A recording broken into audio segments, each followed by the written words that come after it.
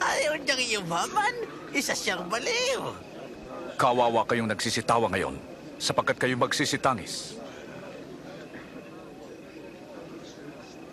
Kawawa kayong pinupuri ng mga tao pagkat gayon din ang kanilang ginawa sa mga bulaang propeta. Sinasabi ko sa inyo, ibigin ninyo ang inyong kaaway. Gawa ng mabuti ang galit sa iyo. Pagpalain niyo sila na sa inyo lumalait. Ipanalangin ang walang tiwala sa iyo.